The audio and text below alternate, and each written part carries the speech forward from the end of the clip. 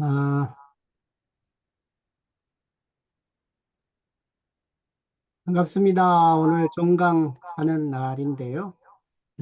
우리, 한 9분 지금 들어오신 것 같은, 10분 들어오셨네. 10분. 잠시 또 계속 들어올 것을 기대하고, 오늘 우리 찬송 440장이고, 이 정창규 목사님 기도 좀 해주세요. 이따가. 예, 예, 그래, 왜 울리지? 울리시죠? 예, 울려요? 아니요. 안 울려요? 네, 네. 예, 제 소리 들리죠? 네, 네. 안 울려요. 예, 네. 네. 네, 우리 찬송 440장. 어디든지 예수 나를 이끌면 어디든지 어디든지 함께 가려니 예수여, 네, 주 예수 함께 아니하면 다 나는 없고 예수님과 예수님과 동행하면 겁 없네. 어디를 가든지 것 좀 어디든지 주님을 가려네. 세상 친구 모두 나를 떠나도 주와 함께 하면 없겠네. 가는 길이 위태하고 험해도 어디든지 예수와 함께 가려네. 어디를 가든지 겁낼 것 없네. 어디든지 예수와 함께 가려네. 어두운 그늘 나를 에워쌀 때에 주가 함께 계심 믿고 자려네. 죽은 후에 천국에서 깨어나 예수 함께 길이 살리라. 어디를 가든지 겁낼 것 없네. 어디든지 예수 함께 가려네. 아멘. 오늘 우리 정창교 목사님, 남부연의 대전 서남지방 우리 둥지교회 심무하시는 정창교 목사님 기도해 주시겠습니다.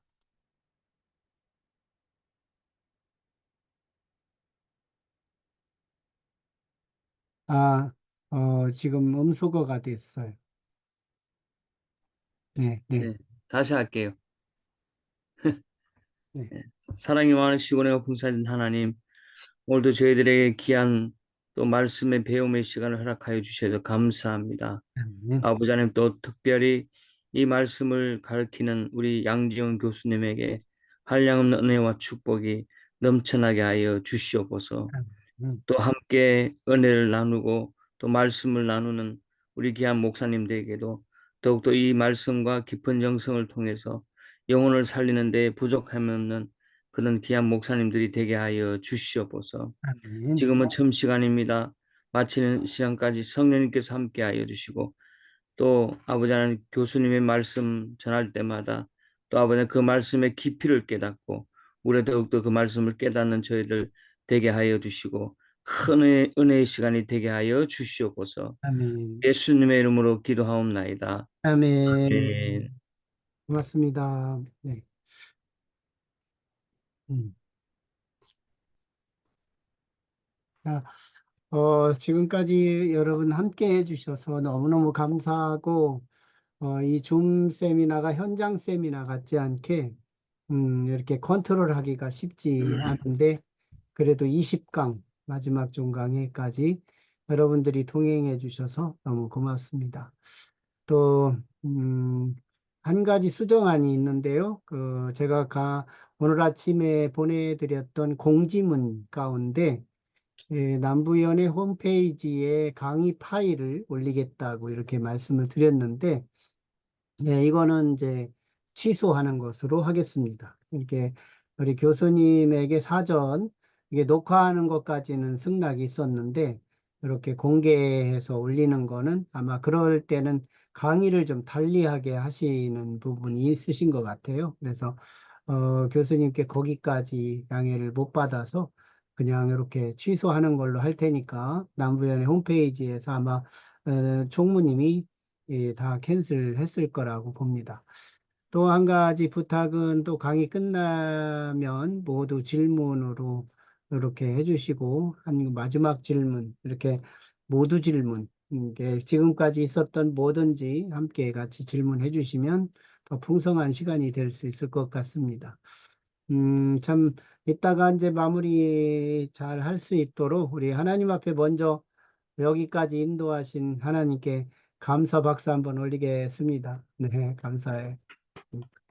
그리고 이따도 이제 인사드리겠지만 우리 교수님 진짜 초지일관 변함없이 또 정말 금싸라기 같은 강연을 꾸준하게 이렇게 해주셨는데 여기까지 강의해 주신 우리 양재훈 교수님께도 한번 박수 한번 드리겠습니다. 네, 고맙습니다. 그리고 우리 여러분들 이제 많이 들어오진 않았지만 지금 현재는 12분이 들어와주셨네요. 우리 같이 서로 위해서 함께 박수하겠습니다. 감사해. 네.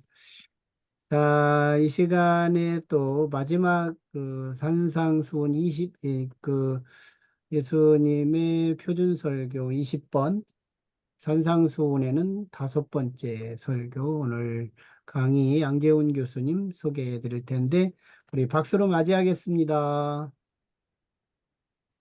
안녕하십니까. 반갑습니다. 예, 그동안 평안하셨습니까? 네. 예. 오늘 마지막, 원래 지난주에 끝났어야 되는데, 제가 저희 학교에 발달장애인 학생들이 있어요. 그래서 그 학생들을 데리고 2박 3일 동안 그들 이렇게 진로하는 그 캠프에 2박 3일 동안 같이 있었습니다. 그래가지고, 불가피하게 참여하지 못했습니다. 그래서, 어, 오늘이 이제 원래 지난주가 마지막인데 오늘이 마지막이 되겠네요.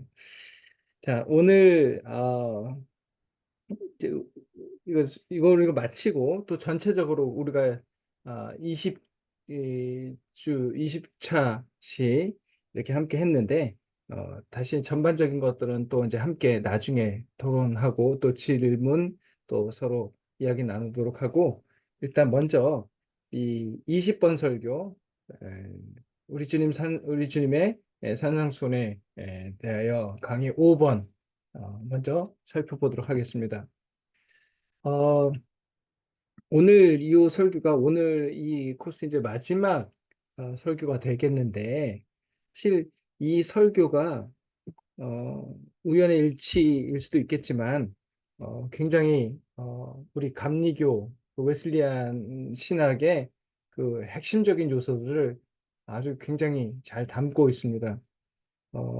그래서 굉장히 중요한 감리교 웨슬리안은 이거야 라고 할 수 있는 그 성격들이 아주 잘 드러나는 이 설교입니다.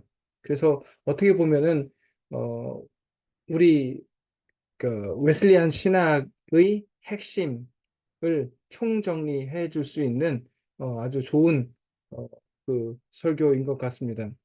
이거는 뭐 일부러 그런 건 아닌데 하필 또 우연하게 또 그렇게 됐네요. 자, 이 강해 5번 이 산상수훈 강해의 본문은 마태복음 5장 17절로부터 20절입니다.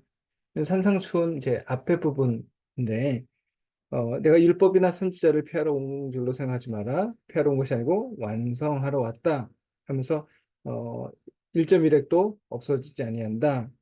그리고 어, 너희 의가 바리새인과 서기관의 의보다 낫지 않으면 하나님 나라에 들어갈 수 없다. 천국에 들어가지 못한다. 라고 하는 설교입니다. 오늘 설교는 다소 길지만 중요한 내용들을 담고 있습니다. 크게 네 부분으로 이루어져 있습니다.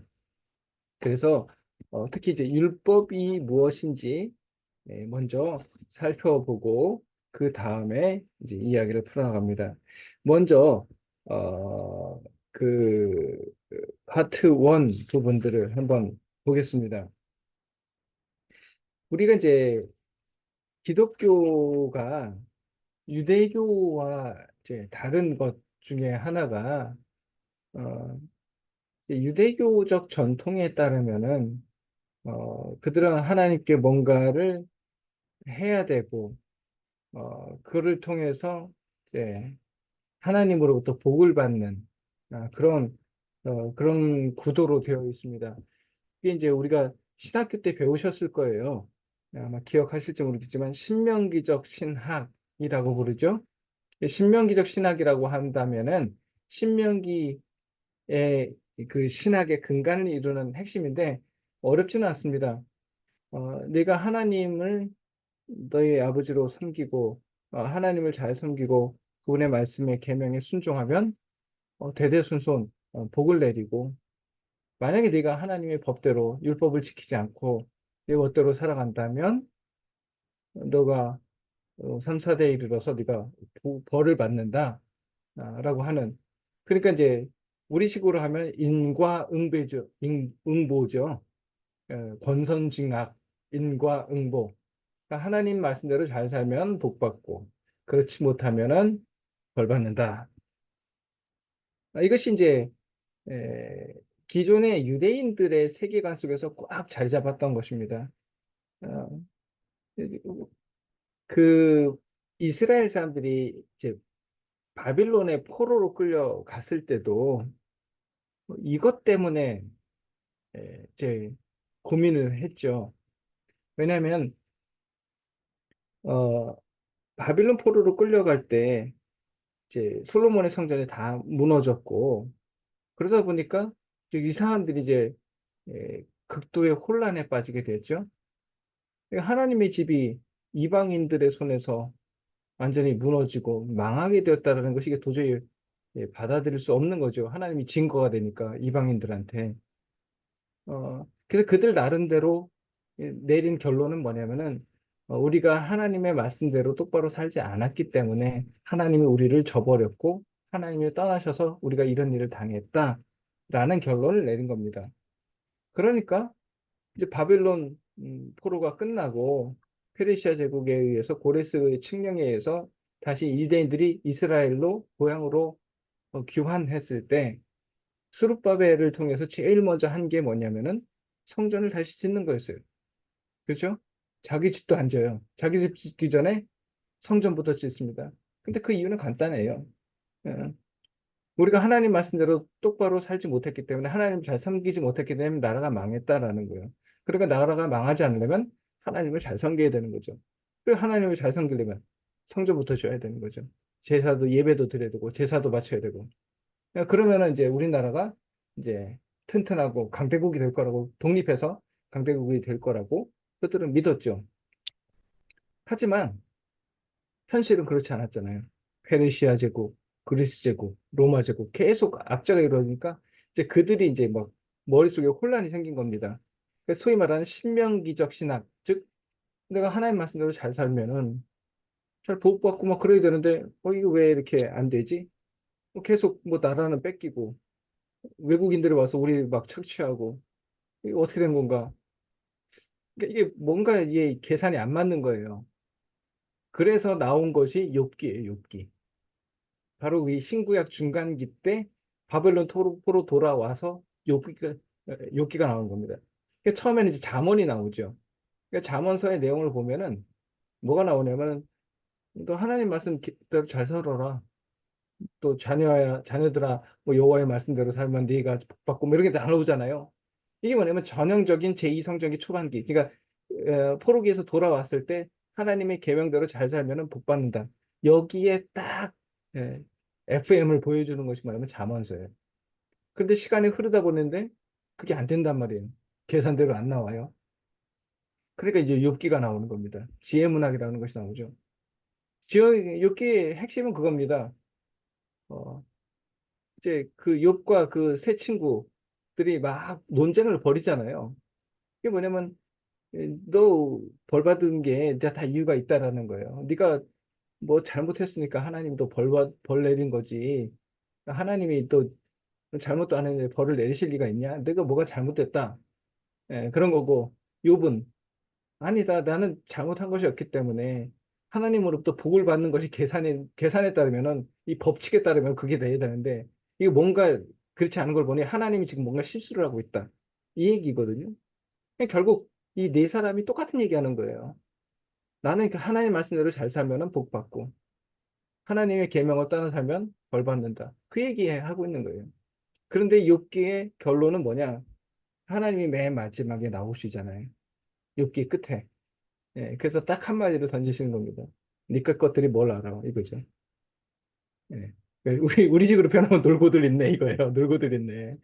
무슨 1 더하기 1은 2냐. 인생은 그런 게 아니야. 이게 나오는 거거든요. 그러니까 왜냐면은 사람들이 이 지혜를 깨닫기 시작한 거예요. 아, 신명기적 신학. 즉, 내가 하나님 말씀대로 똑바로 잘 살면 내가 복 받고, 그렇지 않으면 벌 받는 것이 법칙인데, 이 신명기의 적 세계관이 일종의 공식이었는데, 그것이 아니다라는 걸 깨달은 거예요. 그리고 이제 이 욥기를 통해서 이제 하나님이 다 던지시죠. 인생 그런 게 아니야. 응? 그렇게 계산대로 되는 게 아니야. 니네가 뭘 알아? 그 욥기 맨 마지막에 보면 계속 그 얘기가 나오거든요. 뭐 타조, 마고 막 나오잖아요. 그 핵심은 뭐냐면은 딱 그거예요. 인간들이 뭘 안다고 그래. 응? 그 짧은 지혜로 그냥 입이나 다물고 있어. 이 뜻이거든요. 그러니까 마지막에 욥이 입을 가리고 아이고 제가 예, 뭣도 모르면서 막 떠들었네요. 이렇게 얘기하는 거예요. 그러다 이게 이제 시대에 흐르면 이제 전도서가 나와요. 이 전도서의 내용은 그거잖아요. 아휴, 인생 별거 아니에요. 뭐 이런 거 나오잖아요. 법대로 되는 것도 없고 안 되는 것도 없고. 그러니까 이게 이제 뭐냐면 신명기적 그러니까 하나님의 말씀대로 계명대로 살면은 법 받고 아니면은 벌 받고 이것이 인생을 보니까 그게 아니다라는 걸 점점 깨달아가는 거예요. 이게 이제 역사의 흐름과도 맞물려 가는데 근데 한 기원전 한 200년대로 내려오면은 이제 다시 반대 운동이 펼쳐져요. 이게 뭐냐면 이제 그 당시에 유대인들이 이렇게 가다가는 이거 한도 끝도 없겠다는 생각이 드는 거예요. 위기의식을 느낀 거예요. 이러다가 우리 히브리인들, 이스라엘을 하나님의 백성이라고 하는 정체성이 완전히 다 망가지겠다. 이거 뭐, 그럼 뭐 하나님 뭐 하러 있냐 이거거든요. 그래서 우리식으로 하면 이제 다시 군기를 잡기 시작합니다. 그래서 기원전 한 200년대 되면은 그 집회사라는 것이 나와요. 그게 뭐냐면 그 집회서 한 50장 정도 이루어지는 긴 책인데 우리 외경입니다. 그 내용을 보면은 잠언하고 거의 스타일이 비슷해요. 너 하나님 말씀도 똑바로 잘 살아. 그래야지 복 받는 거야. 안 그러면 너 벌 받아. 뭐 이런 얘기. 그러니까 다시 복고풍으로 돌아가요. 그래서 기원전 200년대, 100년대 이럴 때 강력한 다시 보수로 돌아섭니다. 그래서 마카비 혁명이나 이런 걸 이루어지면서 다시 이게 강력하게 이게 다시 이제 옛날의 보수화로 돌아가는 거예요. 이때가 언제냐? 그곳이 그 흐름이 기원전 200년, 100년 때, 60년 이렇게 하면서 드디어 예수님이 오시는 거예요. 그러다 보니까 예수님 당시에 이 이스라엘 백성들의 세계관은 뭐냐? 딱 전형적인 신명기적 세계관, 즉 근본주의적인 옛날 잠언서 스타일의 그 스타일로 다시 고착화됐어요. 그러니까 다시 그러니까 처음에 근본으로 갔다가 이 점점 욥기 잠언 뭐 처음에 잠언 나왔다가 욥기 전도서 이렇게 풀어졌다가 다시 집에서 다시 복고로 군기 잡는 딱 갔다가 그 시대가 바로 예수님 시대였어요. 그러다 보니까 예를 들어서 요한복음 9장에 보시면은 그 유명한 그 실로암 얘기 나오잖아요. 그 이스라엘 사람들이 딱 그러잖아요. 예수님 보고. 지금 저 사람이 태어나면서부터 앞을 못 보는데 저 누구 잘못 때문에 그러니까 이렇게 얘기를 하잖아요. 그 사람들이 질문을 던지잖아요. 이런 질문을 던지는 배경이 뭐겠어요? 저거 분명히 뭔가 죄를 졌으니까 저 소경됐지. 이거거든요. 누군가 제가 됐든 아니면 쟤네 조상 중에 누가 됐든 잘못을 했기 때문에 제가 지금 벌 받은 거야. 이렇게 나오는 거예요. 이게 뭐냐면 예수님 당시에 일반적인 유대인들, 이스라엘 사람들의 이 세계관을 보여주는 거예요. 그런데 예수님은 아니야, 아니야. 그런 얘기 하지 마. 그런 게 어딨어. 이렇게 얘기하잖아요. 그 누구 잘못도 아니야. 다시 예수님 그걸 깨버려요. 자, 즉, 예수님 당시에 일반적인 이스라엘 사람들의 세계관은 뭐냐? 신명기적 세계관이었어요. 뭔가 우리가 하나님한테 똑바로 잘했기 때문에 벌 받는다 이거예요. 그러므로 우리가 하나님 말씀대로 철저히 지키고 잘 살고 이렇게 해야지 우리가 하나님한테 이쁨을 받는다 이거예요. 자, 바리새인들이 나오잖아요. 이 바리새인하고 우리 이제 성경에 보면은 유명한 부류가 둘이 있어요. 바리새하고 사두개인이 있잖아요. 이 바리새인과 사두개인이라는 이 그룹이 언제 생겨났냐면 기원전 180, 160, 170, 180 요때 생겨나는 거예요. 그러니까 옛날부터 있던 게 아니에요. 예수님이 오시기 전에 한 160, 70, 80, 180년 전 요 어간에 생기는 거예요. 이게 언제냐면은 마카비 혁명 때예요. 그 마카비 혁명이 뭐냐면은 여호와의 이름으로 저 이방인들을 때려잡자예요. 그 완전히 그 사사기의 그 삼손이 나타난 거예요. 그 마카비 그 일가가 그때 하시딤이라고 하는 사람들이 거기에 합류를 해서 결국에는 성전, 즉 거룩한 종교 전쟁을 벌여서 그 시리아 헬라 제국을 물리칩니다. 이겨요. 어마어마한, 그러니까 뭐냐면 일종의 소대 병력이 일개 군단 병력을 물리친 거고 싸워서 이긴 거하고 똑같은 거예요. 어마어마하게 승리를 합니다. 이게 뭐냐면 극도의 근본주의자들이었어요. 이 사람들이. 하시딤, 즉 말하면 헤세드 있죠. 헤세드. 이 경건하다라는 뜻이에요. 그러니까 그 경건한 사람들 굉장히 보수적이었어요. 이 사람들이 어느 정도였냐면 율법에 어느 정도 철저했냐면요. 그 마카베오서 그 외경 거기에 보면 그 기록이 나와요. 제가 한번 말씀드렸나 모르겠는데 이 헬라 제국의 군대하고 얘네들하고 이 이스라엘 군대하고 전쟁을 벌이고 막 전투를 벌이는데 어느 날이 됐어요. 이 헬라 제국 군대가 왕 밀려왔죠. 저기 이제 저 이스라엘 군대가 이렇게 병사들이 쫙 있는 거예요. 그래서 쳐들어갔습니다. 그래서 막 싸워요. 근데 희한한 일이 벌어지는 거예요. 그 이스라엘 사람들이 가만히 있어요. 싸우지도 않고 그냥 차를 타고 있는 거예요. 이 이스라엘 그 헬라 제국 헬라 군대가 이상하다 이상하다. 근데 칼로 찌르고 해도 그냥 죽어요. 맞고 죽어요. 결국에는 이스라엘 군대가 완전히 그때 완전히 이제 졌어요.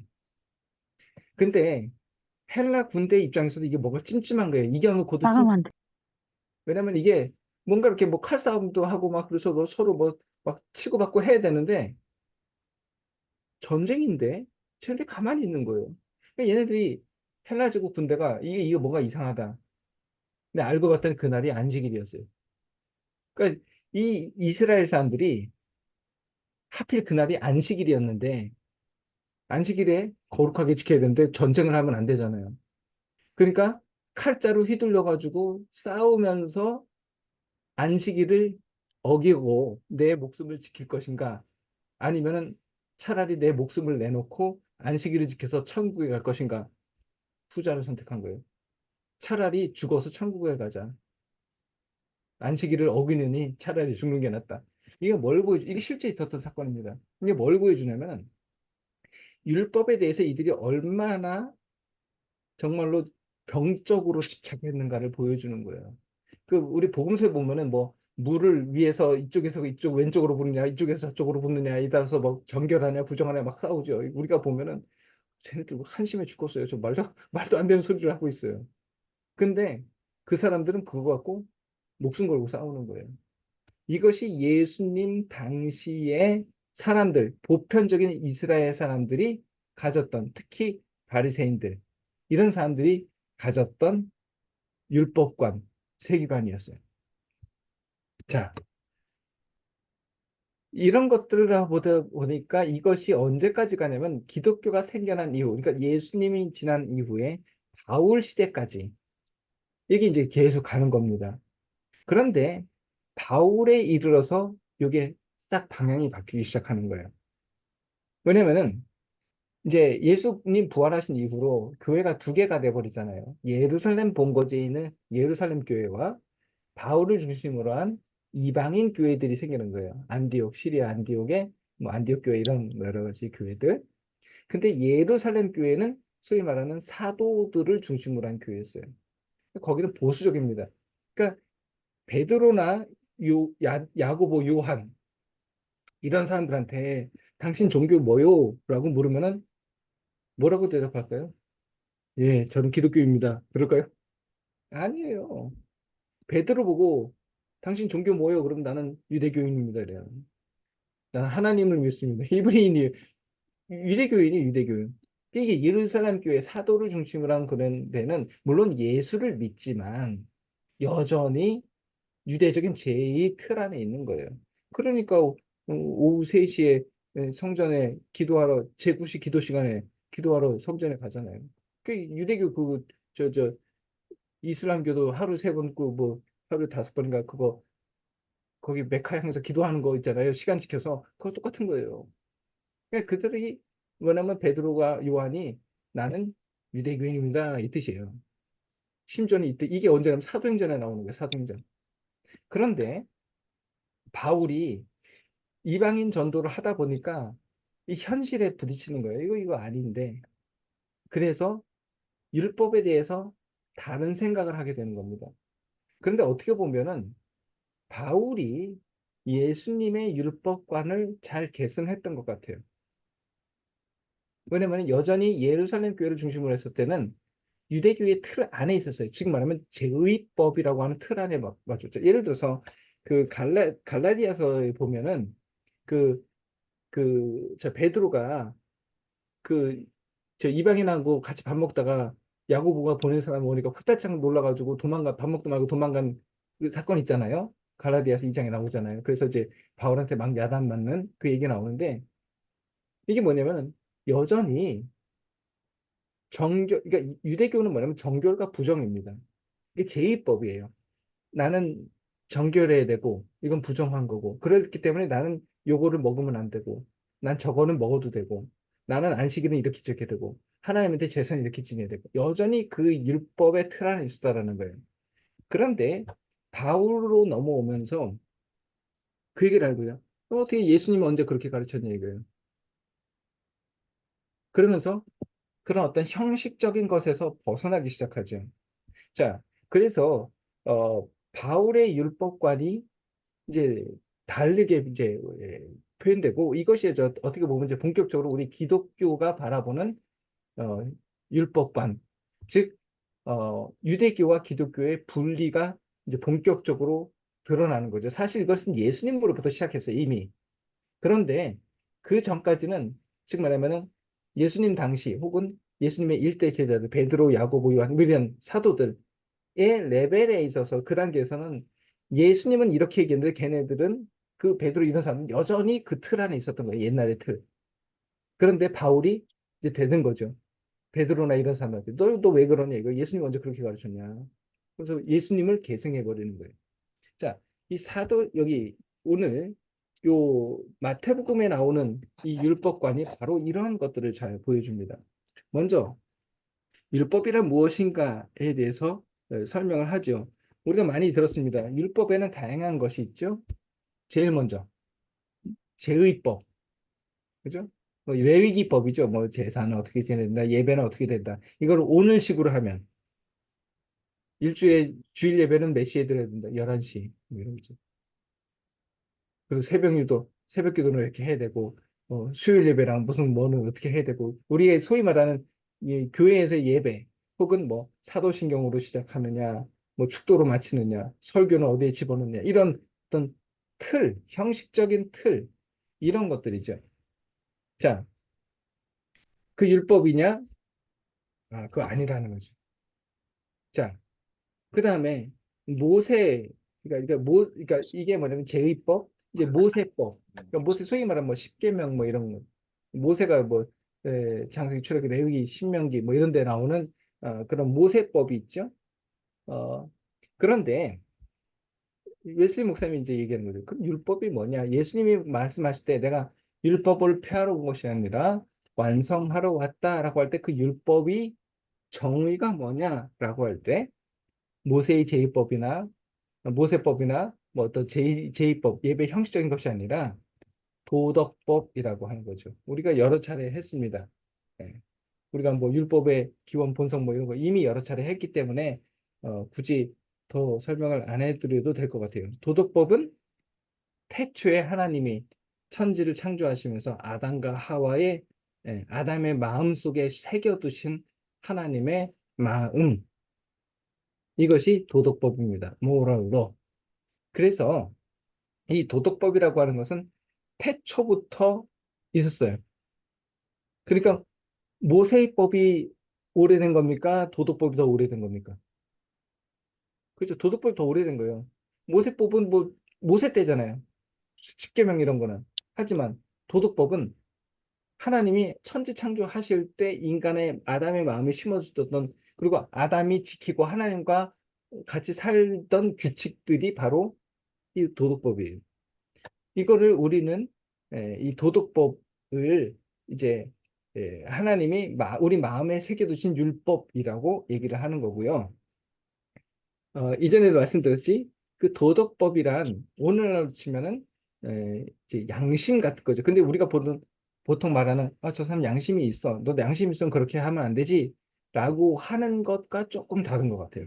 양심이라고 할 때 우리가 보통 이제 양심이라고도 표현하는데, 제가 이전에 드렸듯이 웨슬리 목사님이 당시에 그 당시에 유럽, 영국의 철학적 개념에서 이게 나오는 거거든요. 도덕이라고 하는 그 도덕 철학이라고 하는 것이 나오는데 그 용어를 웨슬리가 갖다 썼던 것 같아요. 이게 뭐냐면은 영국의 그 도덕 철학자들이 인간을 관찰하는 거예요. 자, 인간을 이렇게 보면은 못돼 먹었거든요. 시키지 않는데도 안 가르쳐도 맨날 못된 짓 하고 막 뺏어 먹고 막 그런단 말이에요. 그런데 인간이 마냥 못되기만 했냐? 또 그건 아니라는 거예요. 왜 인간은 때로는 우리가 상식 밖의 일을 할까? 왜 자기를 기꺼이 희생할까? 남을 위해서? 굳이 힘든 건데 안 해도 되고 뭐 아무렇지도 않은 뭐 뭐라고 그런데 왜 사서 고생을 하는 사람들도 있는가? 왜 선을 행하기 위해서 선한 가치를 추구하느냐? 안 해도 되는데 그 도대체 이게 왜 그럴까라는 거예요. 그들이 내린 결론은 뭐냐? 인간의 본성 가운데 저 깊은 한 구석에 뭔가 그런 태생적으로 본성 자체가 뭔가 선한 그 구석이 있다라는 거예요. 이거를 그들은 도덕이라고 봤어요. 양심. 그래서 이걸 양심이라고 보는 거예요. 즉 뭐냐? 논리적으로 이해가 안 돼요. 내가 배고프면 내가 먼저 먹어야 되는데 왜 사람들은 내 거를 안 먹고 내 걸 쪼개서 나도 하나도 생전 모르는 사람한테 나눠주냐 이거예요. 이거는 뭔가 있다라는 거예요. 이것을 도덕법이라고 해요. 즉 뭐냐? 이거는 신적인 존재가, 그러니까 신께서 인간의 깊은 내면 속에 뭐 어떤 선한 구석 하나를 남겨놨다라는 거예요. 그러니 로마서로 가면은 하나님을 알 만한 것들을 그 안에 심어뒀다라고 할 때 이런 것들. 그러니까 뭔가 어떤 거룩함이나 고귀함이나 숭고함이나 혹은 영혼에 대한 어떤 생각이나 뭐 어떤 심판, 뭐 이런 모든 이런 것들을 생각할 수 있는 능력. 자, 이게 이제 웨슬리 목사님은 그러고 도덕법. 그래서 태초에 하나님이 마음에 심어두신 거고, 이거를 한마디로 얘기하면은 뭐라고 하느냐? 사랑이에요, 사랑. 그래서 일종의 사랑의 마음이라는 거죠. 그래서 율법을 폐하러 온 것이 아니라 완성하러 왔다 할 때, 여기서 예수님 말씀하시는 율법이 바로 그 율법이라는 거예요. 그 도덕법.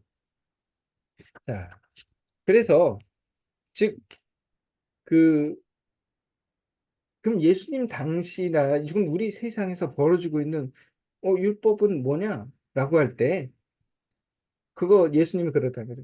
그거 임시법이라는 거예요. 임시법. 그 마태복음에 제가 그 구절 종종 말씀드리죠. 그 19장에 보면은 이혼에 대한 얘기했잖아요. 이혼할까요, 말까요? 그러니까 예수님이 하지 마. 그러니까 모세는 이혼 증서 쓰라 그랬는데요. 그러니까 예수님 그러잖아요. 그 네가 못돼 먹어서 그런 거지. 원래 그게 아니야. 예수님 그렇게 말씀하셨잖아요. 원래는 그게 아니다. 그럼 그 원래가 뭐냐라는 거예요. 그 바로 앞에 예수님 뭐라고 하면 태초에 하나님께서 아담과 하와를 지으시고 그들을 부부로 맺어 주실 때 그 얘기하거든요. 즉 뭐냐면 태초로 돌아가는 거예요.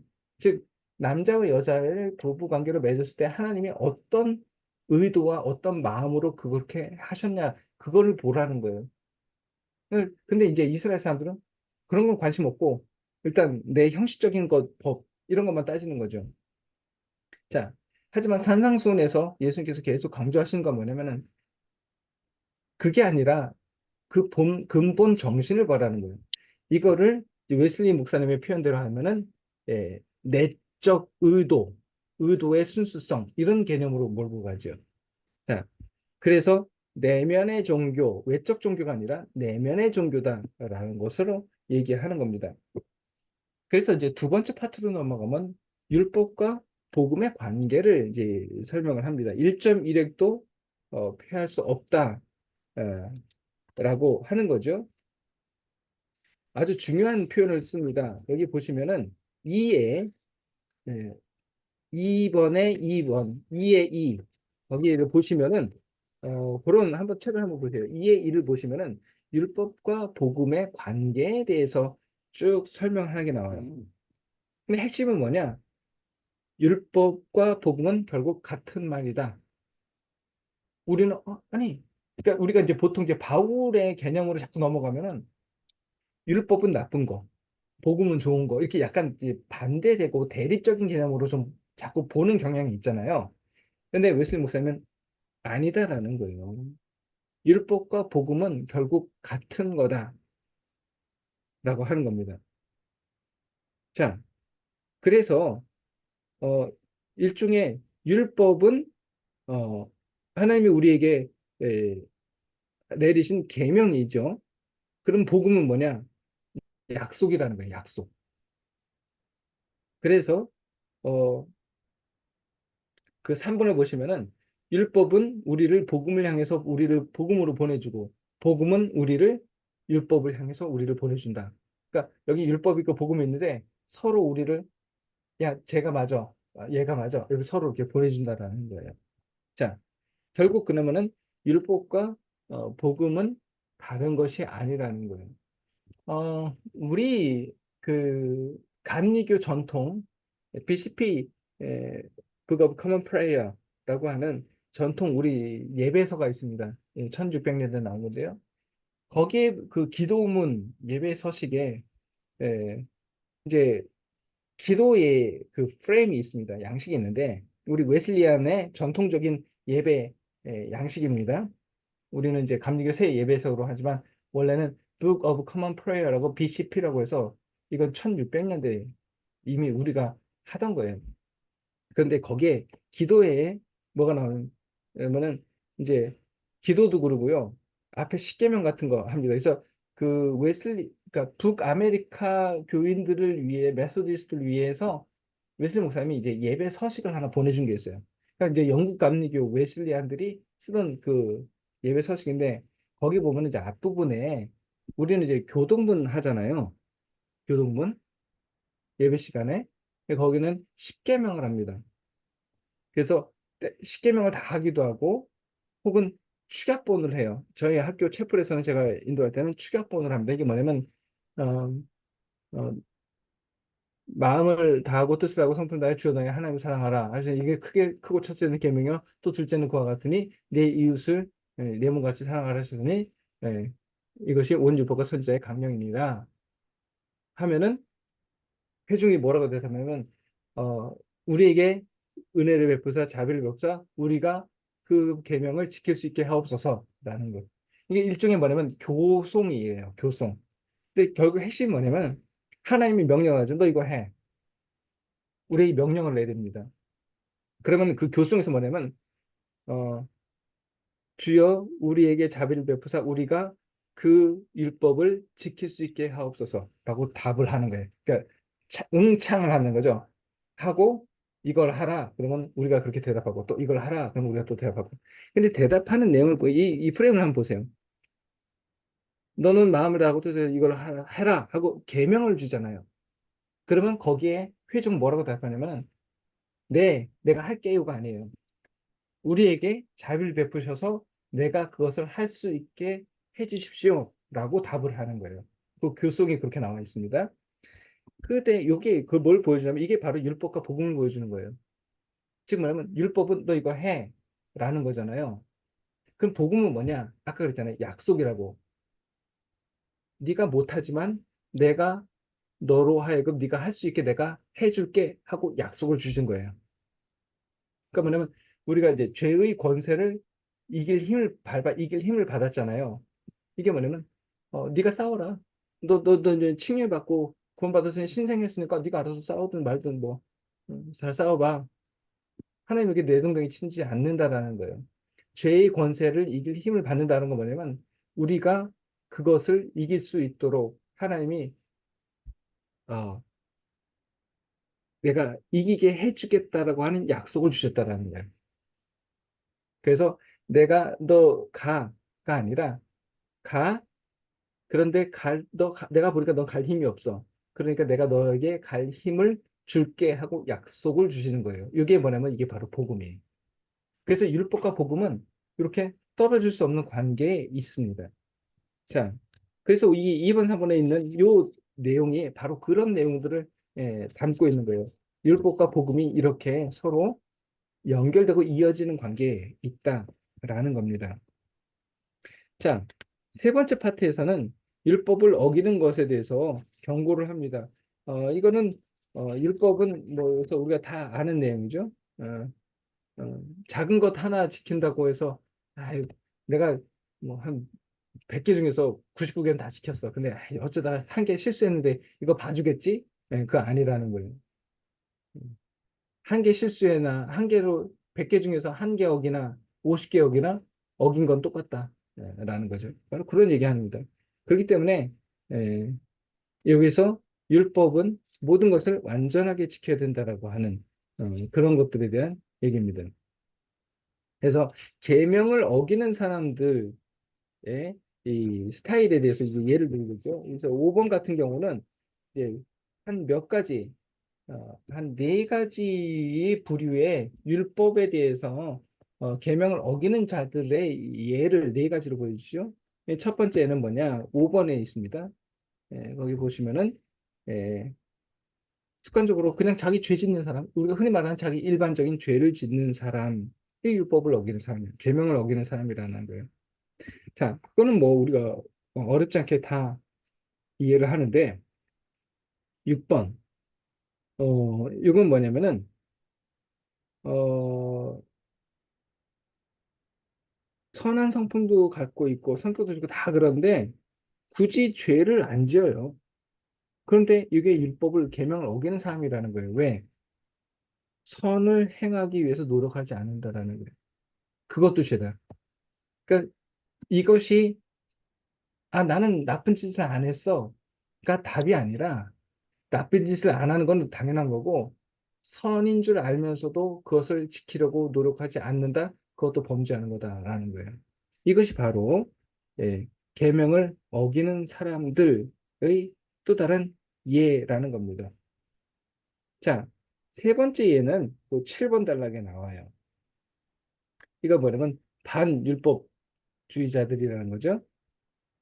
율법 틀렸어. 이들을 보면 이거 이제 그 어떤 그러니까 그 율법 폐기론 같은 율법 반율법주의자들 그래서 이제 너무 바울 쪽으로 바울을 좀 약간 오해해서 율법에 대해서 율법 되게 나쁜 것 같아. 마치 율법과 복음을 완전히 서로 상반된 대립적인 개념으로 보면서 율법은 없어야 돼 하고 나쁘게 보는 것 그런 거 할 필요 없다. 예, 예, 라는 입장이죠. 그다음에 8번 같은 경우 네 번째가 이제 율법 폐기론자입니다. 어, 아예 하는 거는 더 나가서 율법 그런 거는 절대로 하면 안 돼. 이게 예를 들면은 이제 율법이라는 것들이 자꾸 이제 그건 옛날 이스라엘 사람들이나 해당되는 거지 우리하고 뭔 별 상관이 없을 거다라고 생각하는데 오늘날의 버전으로 보면은 그런 거 있잖아요. 그 웨슬리 목사님 당시에도 그런 게 있었습니다. 그러니까 외적 종교와 내적 종교가 있거든요. 그런데 외적인 것을 완전히 무시하는 것. 그러니까 교회 뭐 하러 가? 예수 믿으면 되지. 쉽게 얘기하면 오늘날 우리 벗어나면 그런 거 있잖아요. 무교를 이제 같은 거. 아, 꼭 뭐 두 손 모고 기도해야지 기도인가? 뭐 꼭 새벽기도 나가야 돼? 새벽기도 안 나가도 뭐 기도 다 할 수 있잖아. 뭐 이런 거 있잖아요. 뭐 주일 예배 꼭 가야 돼? 꼭 교회 가야 돼? 아, 나 교회 안 다니면서도 예수 믿는 사람도 있잖아요. 이게 일종의 이제 뭐냐면은 이게 반율법, 율법 폐기. 그러니까 뭐냐면 어떤 형식 이런 것들에 대해서 지금 뭐냐면 예를 들어서 성만찬 뭐 하러 해? 뭐 선행 이런 거 왜 해? 오직 은혜로 뭐 이런 거 있잖아요. 웨슬리 목사님 당시에는 이제 그 모라비안 교도들이 바로 그런 스타일이었어요. 왜 자꾸 뭘 자꾸 하려고 그러느냐? 오직 은혜로면 끝났지. 뭐 자꾸 하나님의 은혜만 하지. 뭘 자꾸 뭘 하려고 그래? 이게 뭐냐면은 율법 폐기론자들의 입장이에요.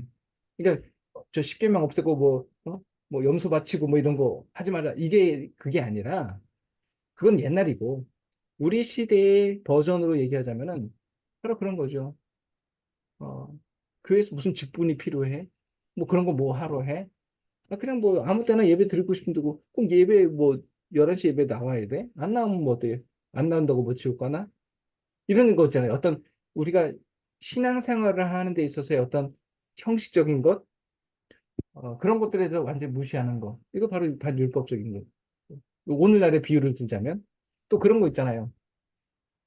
어, 무슨 오직 믿음으로 오직 은혜로만 되지 뭘 자꾸 어?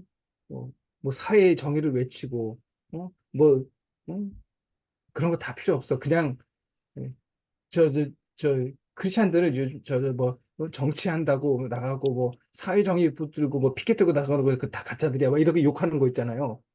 그 율법 회계로자들이에요. 그 틀린 복음이라는 거예요. 그 잘못됐다라는 거예요.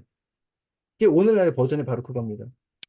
즉 아니 신앙생활하는 것은 오직 은혜로 믿음으로 말미암아서 그냥 하나님과 나와의 관계지 뭐 그 나가가지고 이 무슨 환경운동을 한다느니 뭘 한다느니 왜 자꾸 그런 얘기 하냐 이거예요. 이런 것들이 어 바로 율법 폐기론자적인 입장이에요. 그러니까 웨슬리 목사님 말은 그 틀렸다라는 거예요. 자, 그래서 그걸 잘 보여주는 것이 어디냐? 아주 기가 막힌 것이 있어요.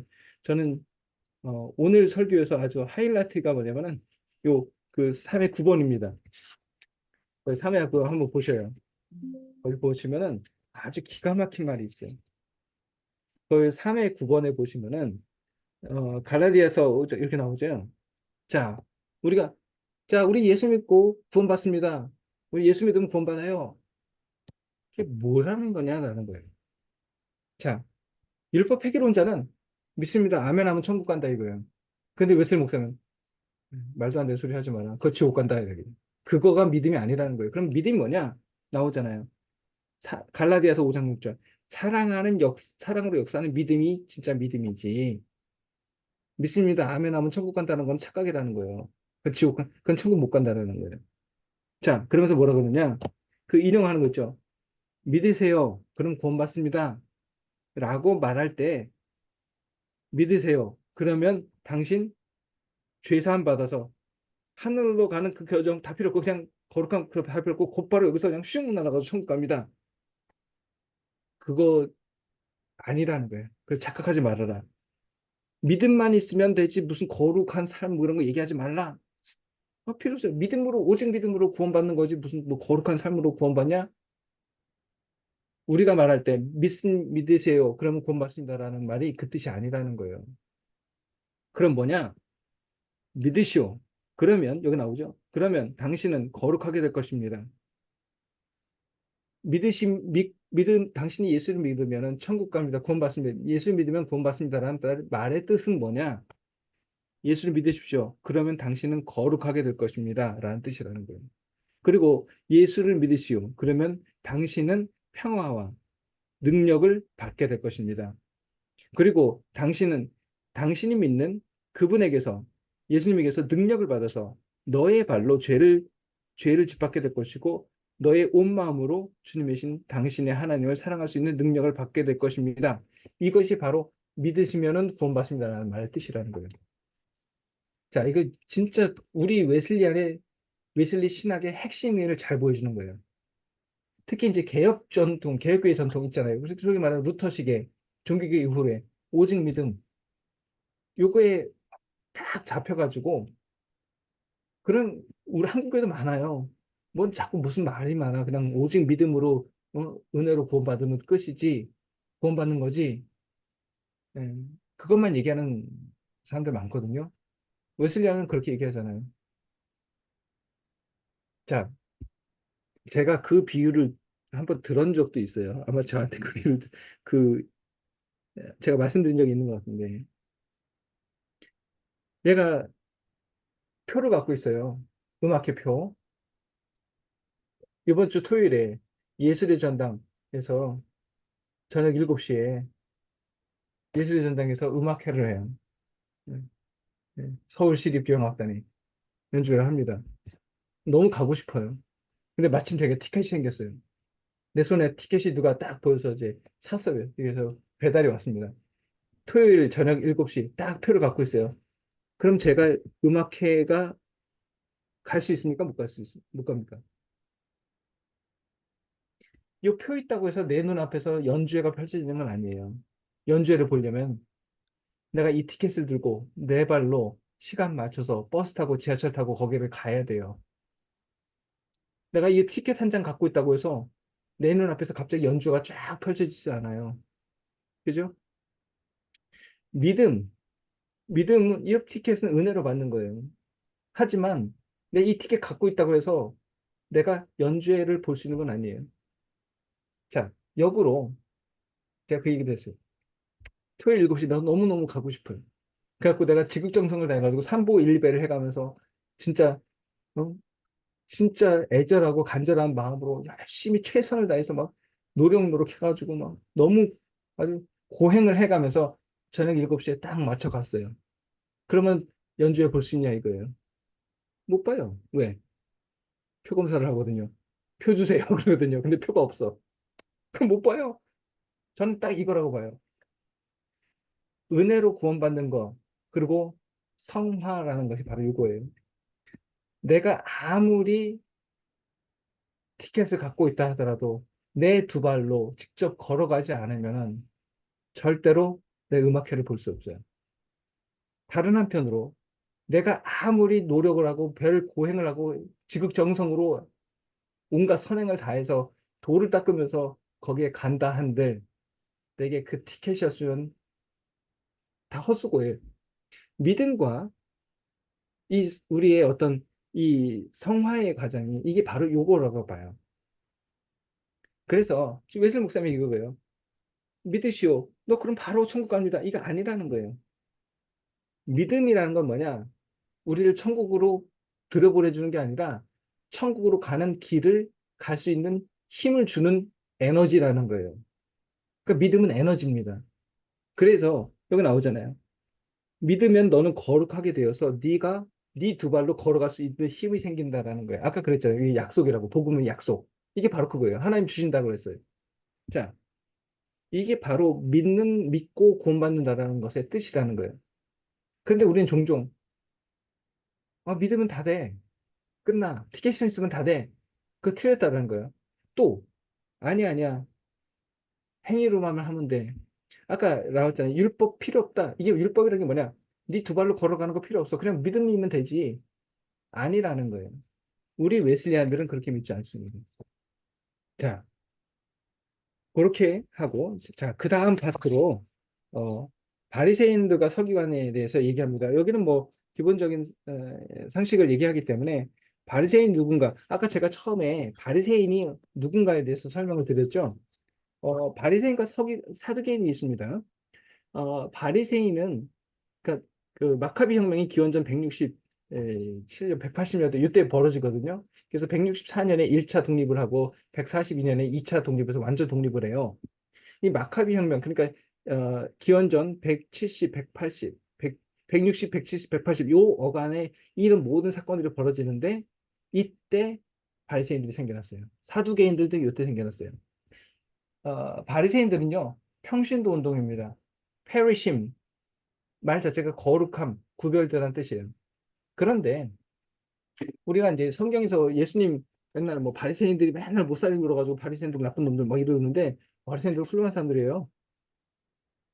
바리새인들은요 사두개인들은 그렇잖아요. 사두개인은 사독 제사장 있잖아요. 그 거기서 사두카이 사독에서 나온 말입니다. 이들이 누구냐면 귀족 계급이에요. 그러니까 이제 독립을 했거든요. 이스라엘이 기원전 요때 2세기에 잠깐 한 80년 동안 이제 독립을 한 데 있는데 로마한테 뺏기기 전에 요때 귀족 계급이 딱 생겼는데 요게 바로 사두개인이었어요. 이들은 철저하게 정치 집단이었습니다. 그러니까 오늘날로 치면 여당. 그런데 야당이 있어요. 야당. 이게 바로 바리새인들이 있어요. 그 바리새인들은 뒤에서 맨날 이제 사두개인들하고 바리새인들이 서로 이렇게 막 싸우죠. 그래서 야당 노릇을 했어요. 그래서 바리새인들은 평신도들한테 일반 백성들한테 인기가 굉장히 좋았어요. 왜냐하면 그들은 굉장히 거룩하고 하나님한테 경건하게 살았거든요. 그런데 이들하고 이제 그 하스몬 왕국이라고 해요. 마카비 일가가 이제 독립운동에서 나라를 되찾았는데 얘네들이 거룩한 전쟁을 통해서 독립을 했지만 여전히 정권을 잡고 왕이 된 다음부터는 다시 못된 짓을 해요. 이게 뭐냐? 자기의 정치적 계산에 따라서 그 헬라 제국하고 다시 손을 잡아요. 그래서 서로 짝짝꿍하고 온갖 수술을 써요. 그러니까 바리새인들, 그러니까 이런 경건한 사람들이 실망을 했겠죠. 우리가 이러라고 내가 독립전쟁을 했나? 우리가 여호와를 향한 열심으로 거룩하게 살라고 그렇게 했는데 그래서 독립을 쟁취하고 나니까 쟤네들이 다시 또 돌아가서 자기 정치적인 자리를 입지를 붙이기 위해서 또 저 이방인들하고 짝짝꿍하고 있네? 화가 난 거예요. 그래갖고 휙 나가버렸어요. 사두개인들은 그 안에서 여당 노릇하고 있고. 근데 이 실망한 사람들 하시딤 중에서 싸우자. 그래도 원외 투쟁하지 말고 국회로 들어가서 국회에서 싸우자. 한 애들이 바리새인들이에요. 그러니까 그 안에 들어가서 싸운 거예요. 하지만 얘네들 보고 아니야. 얘네들하고는 얘기 말이 안 통해. 우리는 장외 투쟁에서 피켓 들고 나갈 거야. 길바닥으로 나갈 거야. 한 애들이 열심당원, SNF파 이런 사람들이에요. 이런 사람들은 장외 투쟁하는 사람이고 장내 투쟁하는 사람들은 바리새인들. 자, 그럼 바리새인들은 어쨌든지 평신도들한테 엄청나게 존경을 받았어요. 그래서 그 바리새인들은요 당시에 리더였습니다.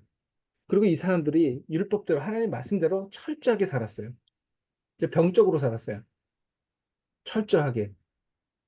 그러다 보니까 철저하게 살기 위해서 율법대로 살려면 뭘 알아야 돼요? 율법대로 살려면 율법을 알아야 되잖아요. 그 율법을 알아야 되잖아요. 그럼 율법을 알려면 열심히 율법을 공부했겠죠. 그래서 뭐가 됩니까? 이게 바로 율법학자가 되는 거예요. 그리고 많이 공부를 해요. 그래서 바리새인들이 율법학자들입니다. 네, 율법학자들이고 이게 겹쳐요. 이게 이중직이에요, 이중직. 그리고 율법학자에서 많이 머리에 든 게 많아요. 많이 알아요. 그럼 많이 아는 사람들은 뭘 해요? 남을 가르치죠. 가르치는 사람을 뭐라고 부르죠? 선생. 선생을 히라보로 저 히브리어로 랍비. 당시 사람들이 예수님 보고 뭐라고 불렀죠? 랍비라고 부르잖아요. 그 말 뭐겠어요? 예수님을 바리새인으로 본 거예요. 그 바리새인들이 자꾸 복음서 보면은 예수님한테 가서 자꾸 이렇게 찝쩍찝쩍 찔러보잖아요. 그게 바리새인들 그 짓을 많이 해요. 자, 왜 그럴까요? 생각을 해보세요. 여러분, 교인들이 스님하고 얼마나 막 토론하고 막 불교를 연구를 하세요? 안 하잖아요. 그죠? 그런데 여러분, 통일교 관심 많죠? 신천지 관심 많으시죠? 왜? 불교는 아예 진리 달라요. 하지만 신천지는 뭐 하나님 얘기도 하고 뭐 예수님 얘기도 하고 막 이 사이비 갖고, 그러니까 이게 왜 그러냐면, 이게 비슷한 것 같긴데, 이게 아닌 것 같기도 하고, 이게 진짜인가, 가짜인가? 이게 막 하는 거예요. 그래서 바리새인들이 예수님 보고, 저건 우리 편 같기도 하고, 아닌 것 같기도 하고, 그래갖고 자꾸 찔러보는 거예요. 아예 질적으로 달라서는 관심도 없었어요.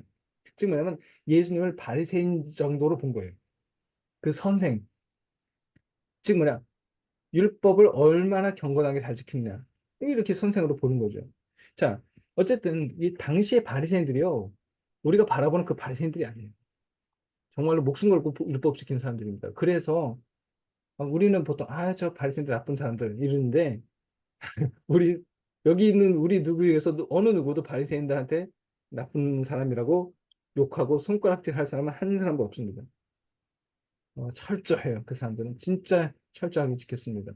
하나님 말씀에 목숨 건 사람들이에요. 근본주의적으로. 실제로 그렇습니다. 아까 제가 설명드렸잖아요. 율법 지키라고 전쟁 안 하고 칼 맞아 죽었다고요. 굉장히 열심히 있는 사람들이었어요. 그런 사람들이 많습니다. 웨슬리 목사님도 그 얘기 다 설명해요.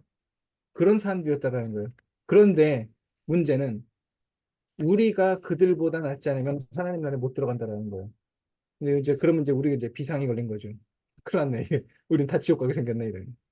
자, 그런데 웨슬리 목사님이 얘기해요. 하지만 우리는 바리새인들의 의보다 낫다라는 겁니다. 그리스도인들은 바리새인들의 의보다 더 낫다라는 거예요. 아니 무슨 근거로? 이거 근자감이잖아요. 근거 없는 자신감. 무슨 자신감으로 그런 소리를 함부로 하지? 왜 그럴까요? 몇 가지 얘기를 합니다. 어, 우리가 먼저 그 얘기를 하죠. 바리새인이나 서기관들보다 우리가 나아야 된다라는 겁니다. 더 의롭게 살아야 된다라는 거예요.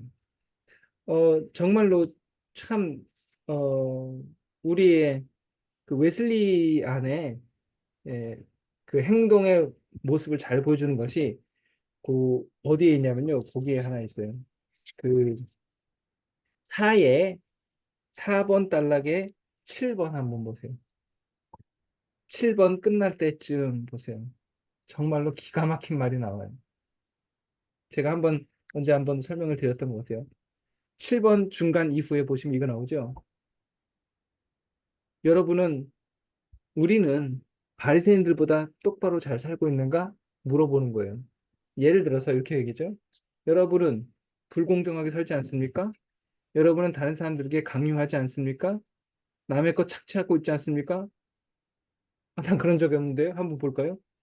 여러분, 다른 사람이 무지를 이용해서 다른 사람이 절박한 형편을 이용해서 물건을 사거나 파는데 이득을 취하고 있지 않습니까?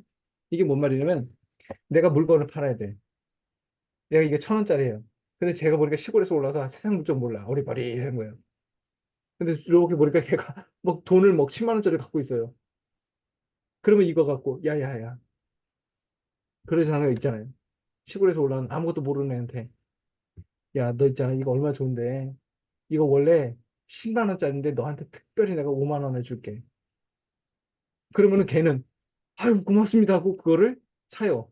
1,000원짜리를 얼마 주고 5만 원 주고 사잖아요. 왜? 세상 물정 모르잖아요. 그런 거 많이 보았죠? 혹시 그 얘기하는 거예요.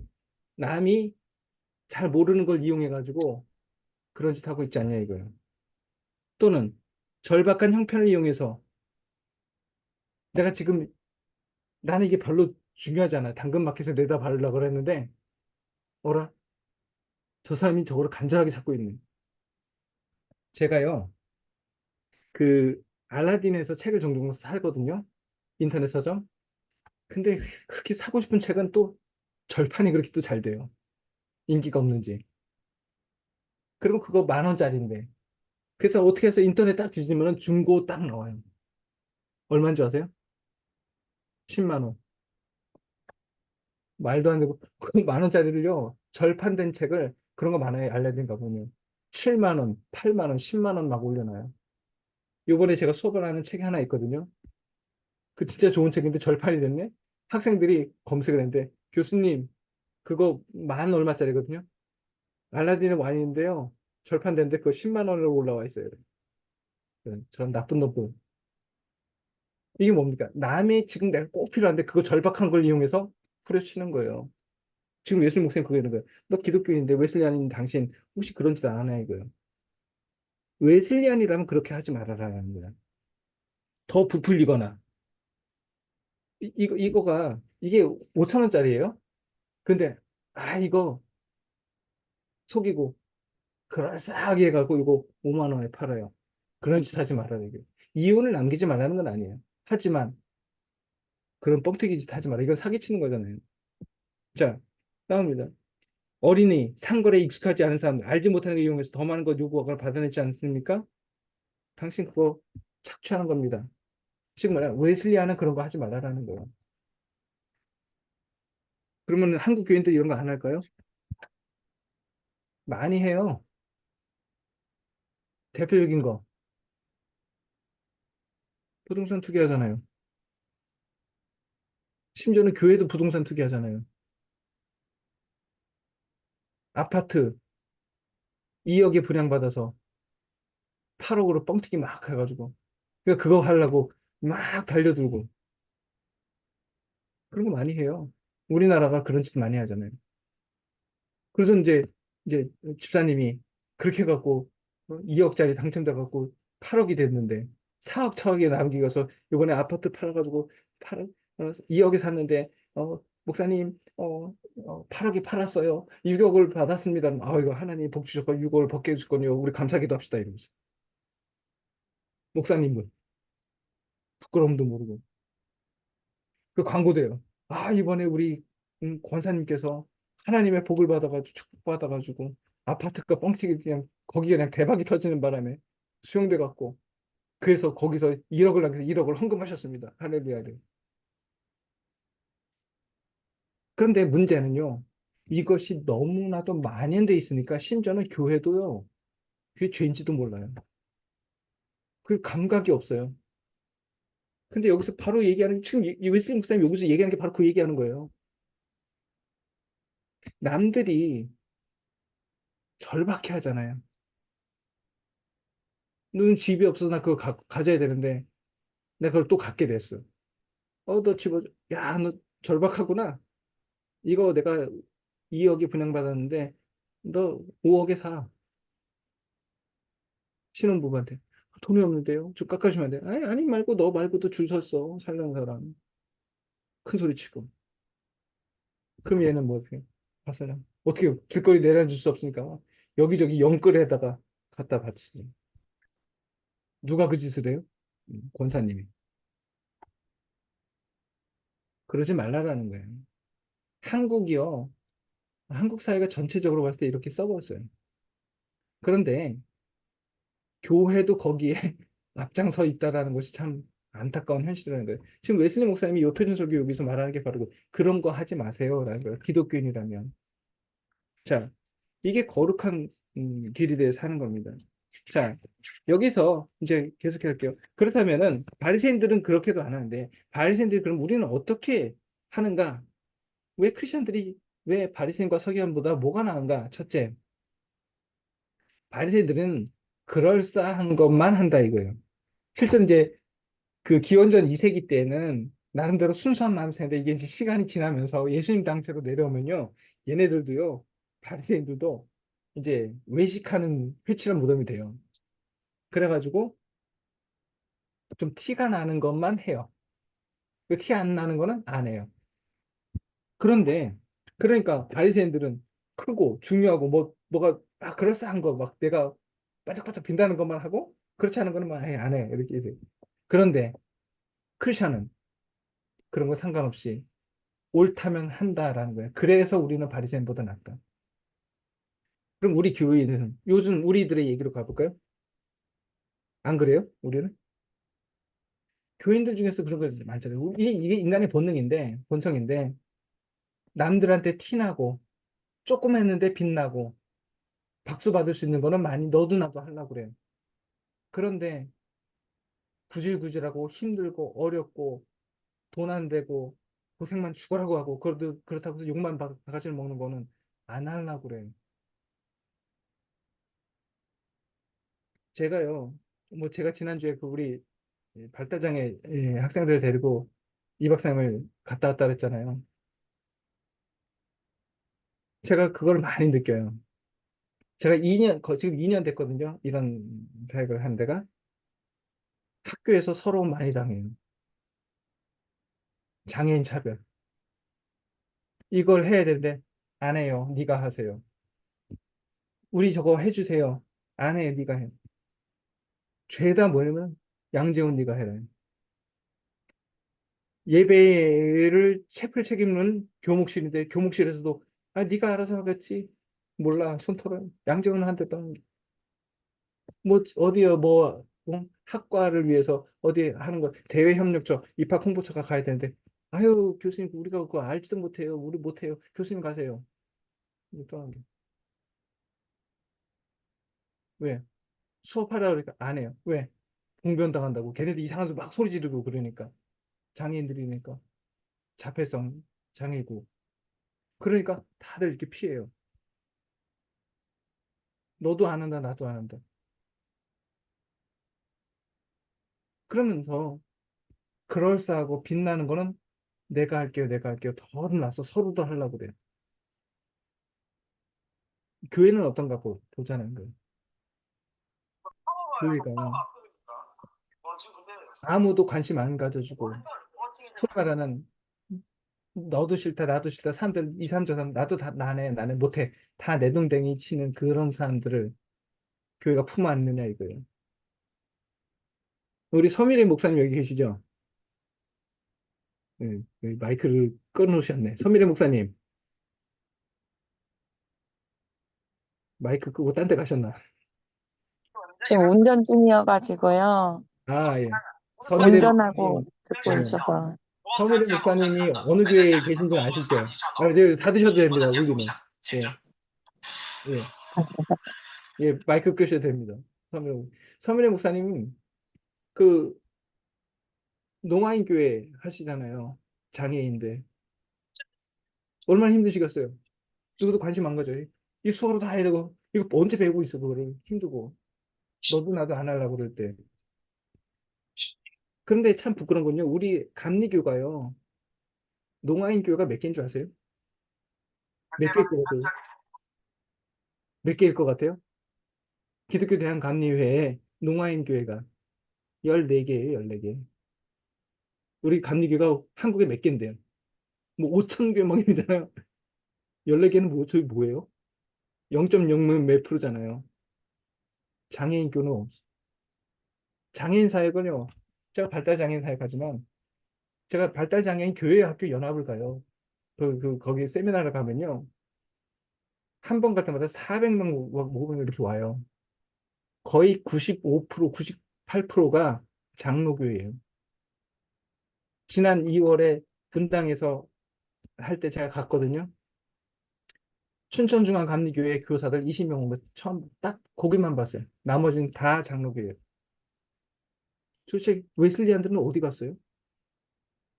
소리 지르고 소위 말하는 사람들이 저 바보, 쟤네들 약간 미쳤나 봐. 이런 사람들, 이상한 애들이야. 내동댕이 치는 거.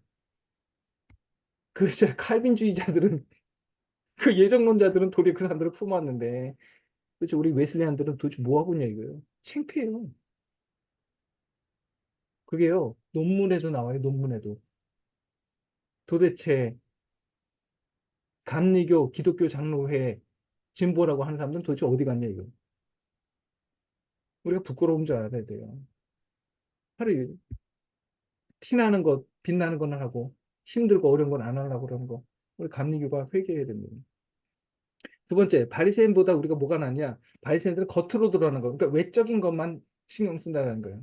하지만 우리는 의도의 순수성도 본다는 거예요. 내가 이걸 할 때 내 마음이 하나님을 향해 고정되어 있는가? 의도의 순수성을 갖고 있는가? 이 점이 바리새인과 크리스천의 차이라는 거예요.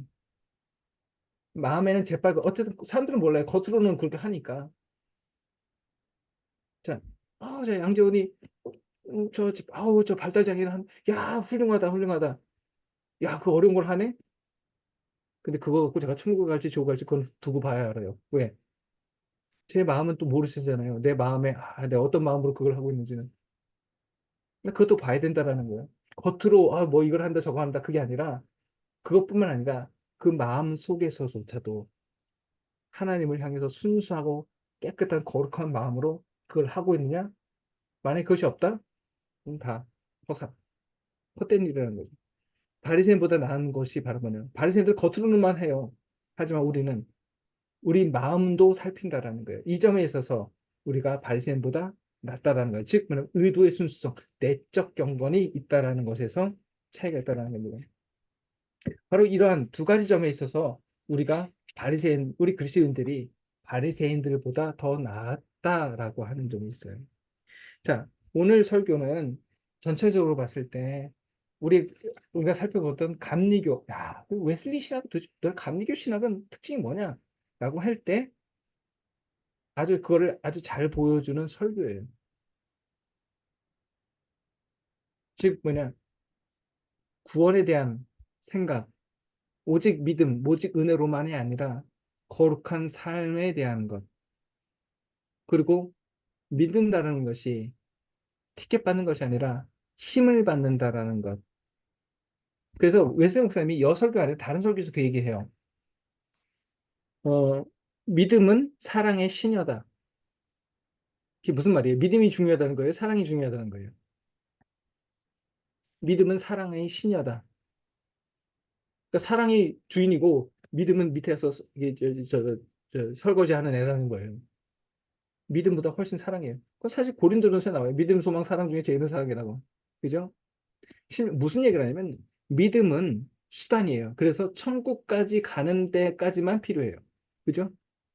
천국에 가면 믿음, 소망 다 사라지지만 믿음, 소망 이런 거 다 사라져요. 하지만 끝까지 천국에서 남아있는 건 뭐냐? 사랑이죠. 천국에는요, 천국에 가서도 하나님 내가 믿음 주시옵소서, 하나님 내가 믿습니다 이러고 있을 거예요?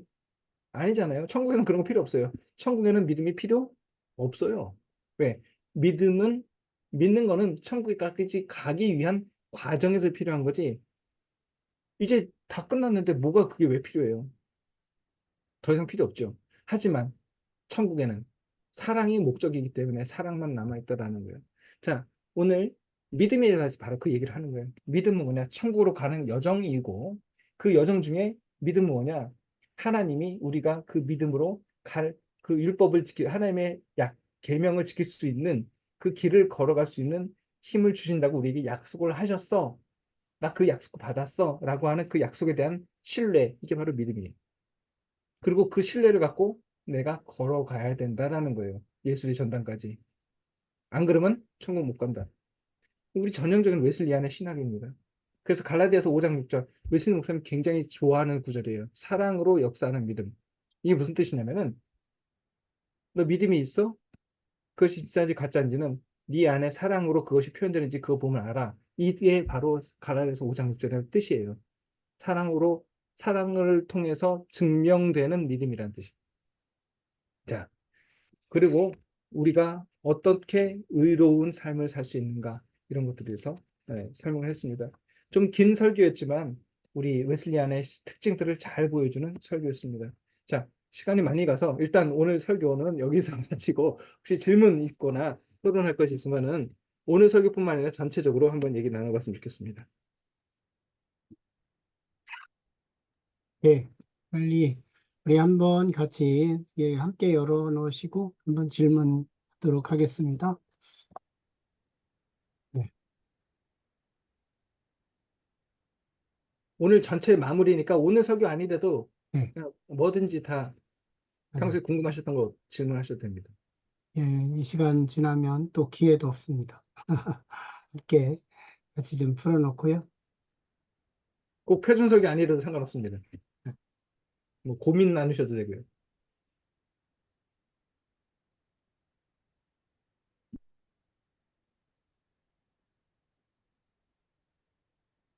음,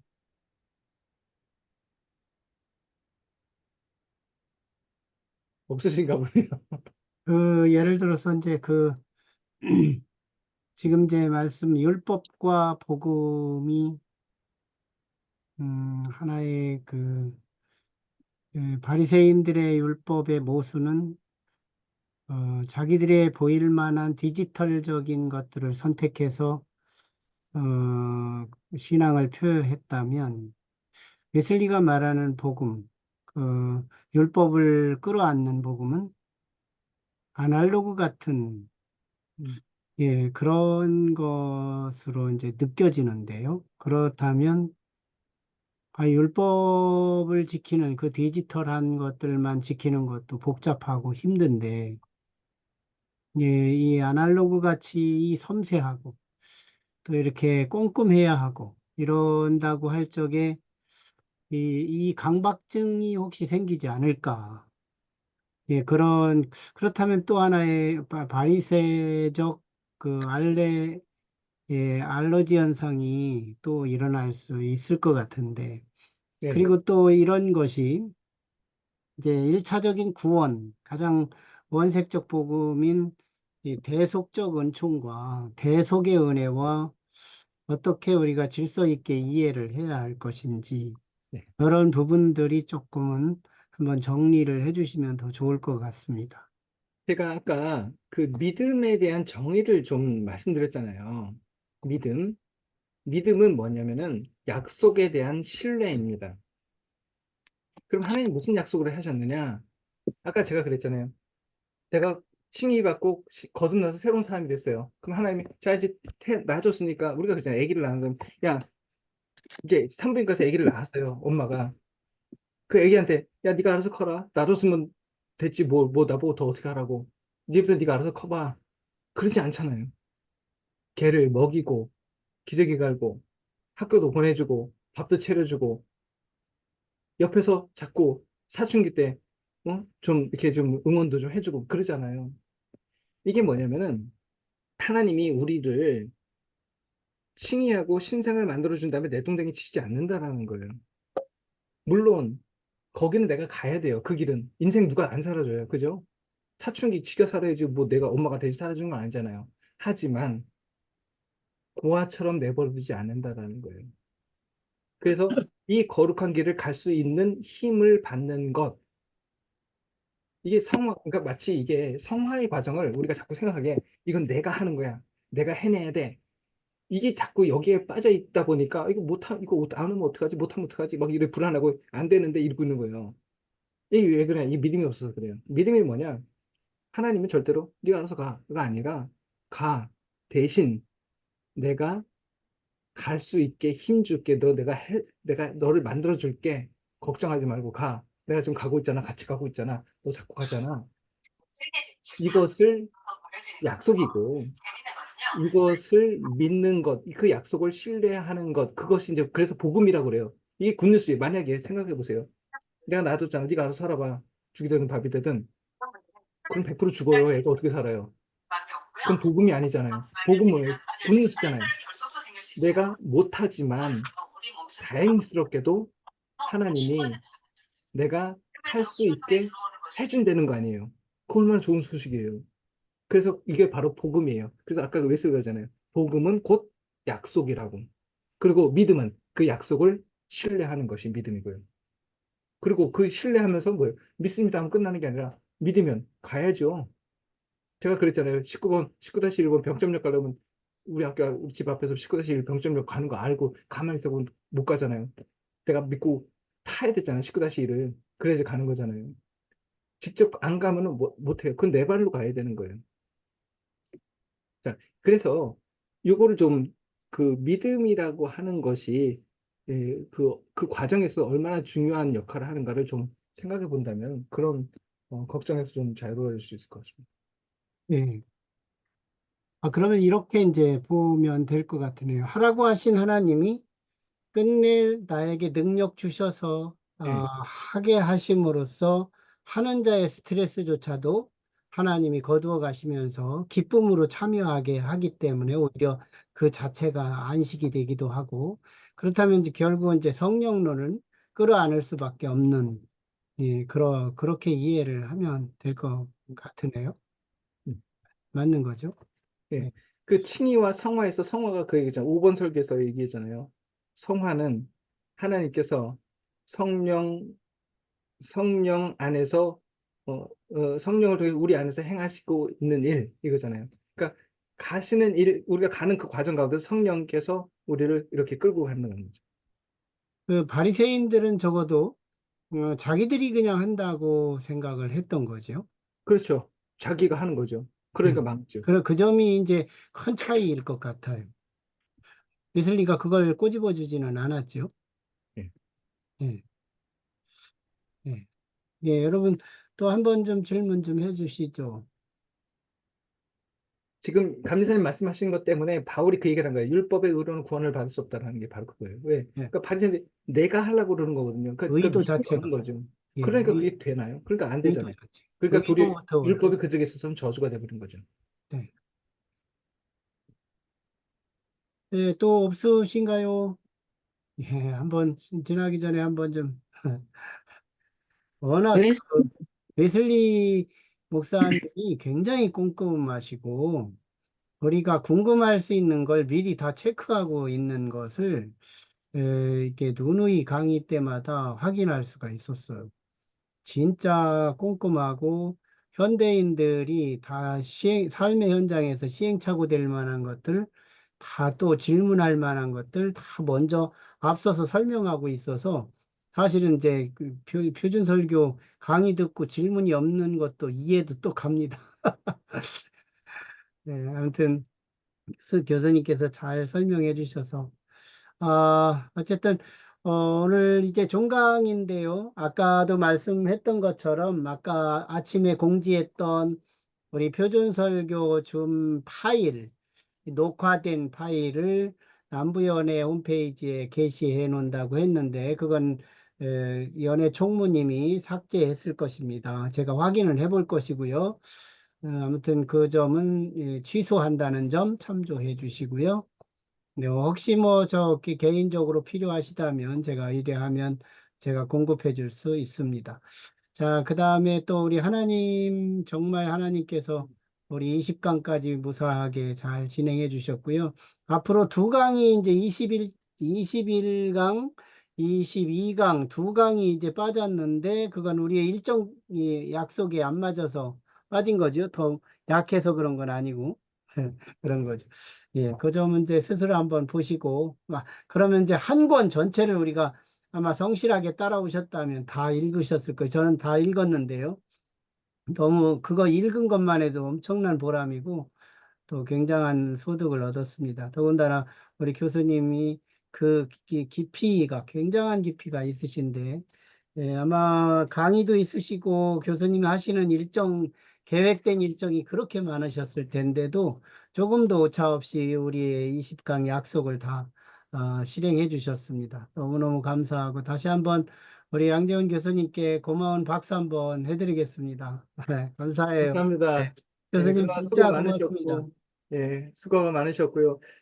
비록 여기서 끝나지만, 이후 설교도 중요한 설교들 많으니까 계속 네, 봐주시면 네, 감사하겠습니다. 네, 그리고 나중에라도 혹시 뭐 궁금한 것이 있으면 우리 단톡방 있으니까 저한테 또 이렇게 물어보시면 제가 또, 틈나는 대로 이렇게 답을 해서 보내드리도록 네, 하겠습니다. 아, 자, 네. 그리고 마침 생각나는 게, 그, 제가 우리 우리 그 신약학자들과 함께 우리 이제 감신 합성목원 신약 교수님들 제가 한번 말씀드린 적이 있는 것 같은데 같이 우리 신약개론 책을 써보자 웨슬리안 관점에서 그래서 책을 써가지고 어저께 나왔습니다. 어, 우리 KMC에서 나오는데 그 우리 신앙의 표준 웨슬리안 신약개론이라고 해서 그 신약성서를 우리 신약성경 그 배경부터 시작해서 마태복음부터 요한계시록까지 하나씩 다 다루고 특히 이제 마지막 14번 14 챕터 14장은 제가 웨슬리 신학에 대해서 아예 한 챕터를 다 썼어요. 정리해서. 그래서 혹시 그거 관심 있으신 분은 제가 알라딘 검색하니까 아직 인터넷에 뜨진 않는데 그거 사보시면 좋을 것 같고, 혹시, 원하시는 분은 그 단톡방에 남겨주시면은, 아니면 감사님 이렇게 해서 하시면은, 제가 저자 할인가로 30% 할인해서 살 수 있습니다. 그러니까, 그거, 해서 말씀해 주시면은, 제가 그렇게 해드릴게요. 웨슬리의 신학개론요? 그러니까, 신약 성서인데, 신약 성서 개론인데, 마태복음부터 요한계시록까지 다 하나씩 하나씩 다 예, 따로따로 다 다룹니다. 그래서 내용을 다 다루고 그다음에 그 앞에 부분에서는 제2성전기라든지 뭐 이런 것들 좀 다루고 그다음에 맨 뒤에는 한 장은 제가 이제 웨슬리 그래서 이제 그러니까 저 같은 경우 이제 어떻게 제가 그걸 기획했거든요. 어떻게 했냐면 마태복음 딱 쓰고 마태복음의 내용을 쭉 다룬 다음에 마태복음 끝난 다음에 이제 각 책마다 두 가지를 달았어요. 첫째, 웨슬리 신학의 관점에서 마태복음을 어떻게 볼 것인가. 그리고 현대 교회, 오늘날 우리 교회가 마태복음 오늘날 우리 교회에게 어떠한 시사점을 주는가. 요거를 이런 식으로 계속 이렇게 뒤에를 두 개를 달았어요. 그래서 뭐 예를 들어서 마가복음이다. 그러면 마가복음 다 정리한 다음에 그럼 웨슬리 신학의 관점에서 마가복음을 어떻게 볼 것인가. 그리고 오늘날 교회는 마가복음을 어떻게 볼 것인가. 이런 식으로 하고 맨 마지막에는 아예 총정리해서 제가 이제 그 웨슬리 신학에 대한 그 개요를 챕터를 하나를 썼어요. 그래서 출판사가 예? 출판사가 어디라 그랬죠? KMC입니다. 이거는 KMC. 우리 KMC에서 나왔고 KMC. 예, 예. 예, 예. 그거가 그 25,000원인가 그런데 30% 할인하면 얼마죠? 만 얼마죠? 하여튼 제가 그 저자 할인가는 그렇게 살 수 네. 있습니다. 아니 근데 그냥 네. 알아서 사시려면 그냥 제가 주고 사시고 네. 저한테 떨어지는 건 없습니다. 네. 네네, 알겠습니다. 원하시는 분 네네. 혹시 이제 우리 공동 카톡에 이제, 빠져나가실 분들이 많을 텐데요. 일단, 거기에 살아 계시는 분들은 소통을 하셔도 저도 안 빠져나갈 거고요. 또 혹시 질문할 사항이 있으면 함께 우리가 20주 동안 같이 이렇게 생각을 나누고 여기까지 왔는데 또 거기다가 혹시 궁금한 목회적 그 상담이나 이런 것들 내놓으면 서로 고견들을 나눌 수 있는 좋은 장이 됐으면 좋겠습니다. 자, 이 시간 우리 경지환 목사님, 아이고, 진짜 오랜만에 들어오셨는데 한번 마무리 기도 좀 해주세요. 기도하겠습니다. 네, 하나님, 우리 양재훈 교수님을 통해서 그동안 귀한 강의를 듣게 하셨음에 감사를 드립니다. 아멘. 우리가 배웠고 또 들었던 것들 절 마음에 더 잘 새겨서 웨슬리안으로서 또 바른 또 목회를 하고 바른 믿음을 갖고 살도록 하나님께서 축복하여 주시옵소서. 아멘. 우리 양재훈 교수님과 감사님, 수고한 모든 분들을 축복해 주시고 우리 목회 현장에서 지금 영광 드리는 사역이 이어지게 해 주시옵소서. 아멘. 감사하며 예수님의 이름으로 기도하옵나이다. 아멘. 아멘. 너무너무 수고들 하셨습니다. 박수 한번 고맙습니다. 하나님께 영광의 박수 감사합니다. 한번 올리고요. 네, 우리 교수님도 건강하게 잘 지내시고 또 네, 앞에 기회가 되면 또 만날 줄로 믿습니다. 고맙습니다. 고맙습니다. 네, 네. 감사합니다.